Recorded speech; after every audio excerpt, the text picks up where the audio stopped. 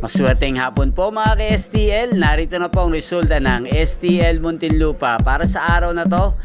Second road, January 2, 2025.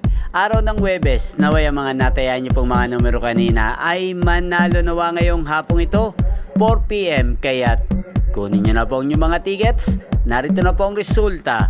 Ang mga numerong nanalo sa STL Muntinlupa ngayong hapong ito, January 2, 2025. 4 PM, second draw result 24 at 8 in exact order.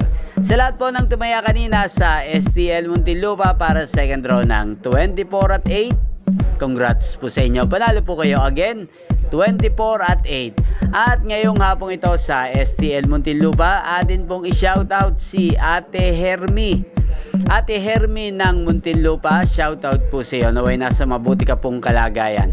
At sa lahat po ng mga taga Muntinlupa dyan, especially sa aking mga subscribers na walang sawang nanonood ng aking mga videos, shoutout po sa inyo. Inyo pong napanood ang resulta ng STL Muntinlupa sa channel na to, Roderick Hernandez TV. Magkita-kita pong muli tayo mamayang 9 PM dito po sa channel na to. Happy New Year po sa ating lahat. Thank you for watching.